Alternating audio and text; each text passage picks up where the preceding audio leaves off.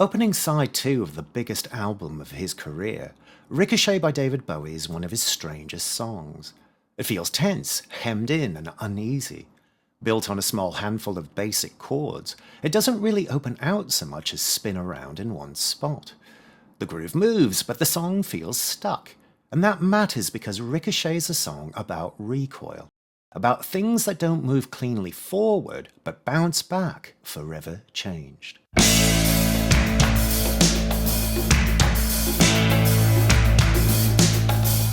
Released on Let's Dance in 1983, Ricochet suggests a deeper meaning in its title. Not just impact and rebound in a physical sense, but moral and emotional whiplash as well. The song keeps blurring lines that ought to hold, between good and evil, belief and disbelief, power and helplessness, remembering and forgetting. Here, love and damage often end up occupying the same space. The lyrics place the song in a world of labour, machinery and social strain. Men wait for news, the sleeping dream of factories, tram lines and mine shafts. This is a landscape shaped by work, but also by the loss of it, by suspended lives and by whole communities left at the mercy of forces beyond them. Bowie doesn't write this as a straightforward protest song, however. Instead, he offers fragments and spoken interjections, a prevailing mood of dread and a bright, guilty world. The result isn't political argument, but social atmosphere. But when they get old, damp-eyed and weary, they smile and crush their children to their evil chests, making unfulfillable promises. This isn't a scene of simple comfort. The parents are exhausted, overwrought, desperate.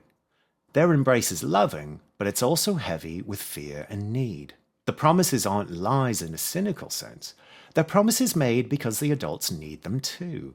They need to believe they can still pass on hope, still protect, still count for something.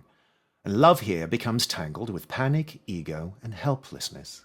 The world is on the corner, waiting for jobs. Ricochet, ricochet, turn the holy picture, so they face the wall.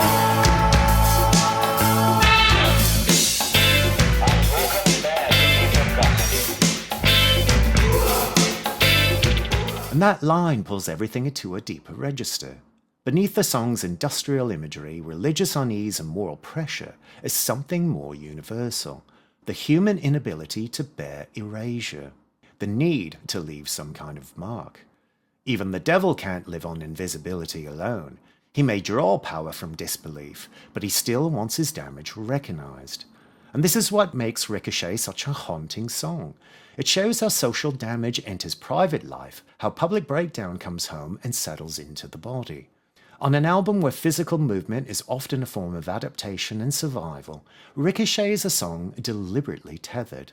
Tenderness becomes pressure, faith becomes guilt. The fear of being forgotten fuels both care and harm. In this sense, Ricochet isn't just a portrait of a damaged society, it's a song about human need rebounding through generations, unable to bear being forgotten.